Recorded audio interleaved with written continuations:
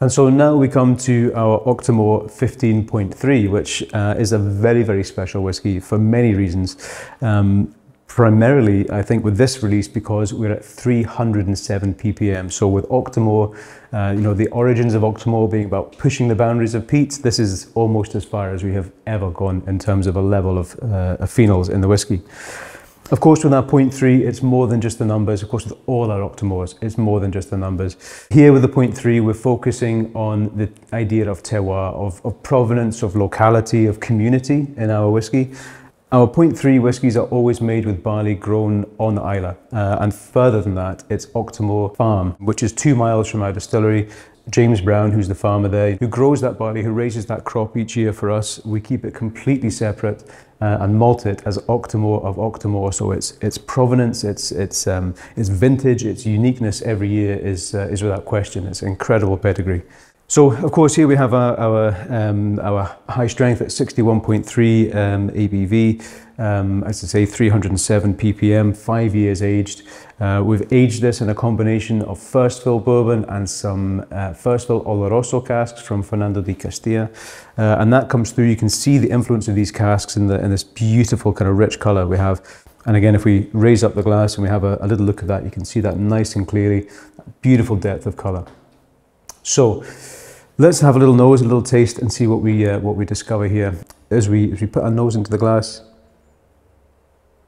I'm getting this lovely, salty, saline kind of note coming through. Of course, all the casks we mature are matured on Islay. We are right by the sea. The shore of Lochindoll is a stone's throw from the distillery. The casks that we mature, again, all maturing on Islay, soaking in that lovely, salty marine air. The barley grown in that soil on Islay, again, so close to the sea, that saltiness is coming through. And it's fruit, it's lovely ripe fruit, and you get this lovely succulence, this apricot, this peach note coming through, this kind of typical kind of style we get in our spirit. It is not held back or overpowered by that high level of peat smoke. Like all our Octomores, it's about balance. It's about understanding each of those subtleties, these nuances, and being able to appreciate them in the glass. So let's have a little taste.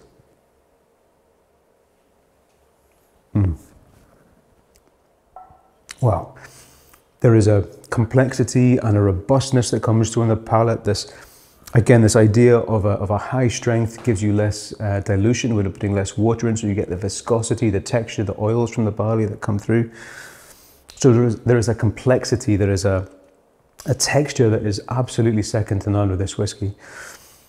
I'm getting lots of that fruit again. I'm getting this lovely kind of malty character of the grain coming through. There's ginger, there's all of these kind of notes from the wood, that kind of nutty orange citrus spices coming through. And now on the finish is where I'm starting to get this lovely presence of the oak. It's warm, it's rich. Again, it's this lovely kind of heathery style. It's warm, it's dry, it's not aggressive or medicinal. This is an amazing whiskey.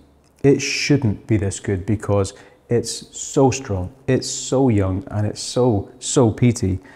But all those elements come together through quality of distillation, through careful maturation in the best casks, by watching over this whiskey for its entire life on Islay and putting it into a bottle when it's at its absolute peak. And that's what I think we have for this whiskey, an absolute knockout.